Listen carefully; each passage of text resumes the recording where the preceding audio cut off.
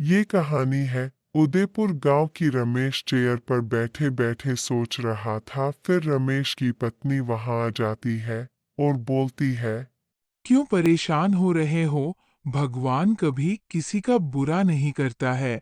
जो भी करता है अच्छे के लिए करता, सब सही हो जाएगा, ठीक है। फिर रमेश सुबह खेत के लिए निकल जाता है और खेत पर पहुंचता है और खेत को देखते ही हैरान रह जाता है और बोलता है, अरे ये क्या, इतना मौसम खराब होने के बाद भी फसल को कुछ भी नहीं हुआ। ये सब भगवान जी ने किया होगा, धन्यवाद प्रभु जी। फिर रमेश खेत से घर चला जाता है।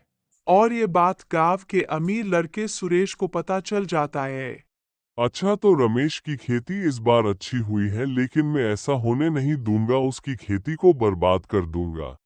फिर वह फावड़ा लेकर रमेश के खेत की ओर चला जाता है। खेत पर पहुंचकर देखता है और कहता है, इसकी फसल तो सारी खड़ी हुई है, मैं इसे बर्बाद कर दूंगा। और खेत में जाने ही लगता है, लेकिन अचानक इतने में ही वहां देवता प्रकट होते हैं। अरे दुष्ट मानव, ये तू क्या कर रहा है? दूर हट खेत से, मैं तुझे सराफ दे दूंगा, निकल जा खेत से बाहर। ये महाराज जी, मुझे माफ कर दीजिए, मुझसे बहुत बड़ी गलती हो गई, क्षमा कीजिए। अगर तुझे क्षमा मांगनी है तो रमेश के पास जाकर मांग, वरना तुझे मारना होगा। जय हो महाराज जी की। फिर वह रमेश के घर जाता है। रमेश और उसकी पत्नी खेत के बारे में बात कर रहे थे और सुरेश उनके पास रुकता है और बोलता है, अरे रमेश मेरे भाई, मुझे माफ कर दे, मुझसे बहुत बड़ी गलती हो गई। मैंने तेरे खेत को बर्बाद करना चाहा, लेकिन वहाँ जो मैंने किया था उसके लिए मैं शर्मिंदा हूँ। अरे सुरेश भाई, ऐसा मत बोलो, कोई बात नहीं, तुम्हें अपनी गलती का पछतावा हो गया। बस यही इंसान की सोच होनी चाहिए, वरना वह गलत दिशा में चला जाता है। धन्यवाद मेरे भाई।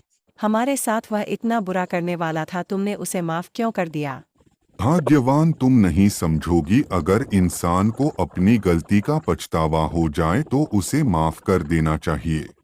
देखा साथियों, रमेश ने जो किया वह सही किया, वरना सुरेश उसके बारे में और गलत सोचता। हमें चाय 2 रोटी कम खा ले चाहिए, लेकिन किसी के हिस्से की छीन के नहीं खानी चाहिए।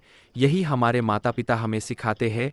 तो बच्चों, ये वीडियो कैसी लगी कमेंट में ज़रूर बताएं।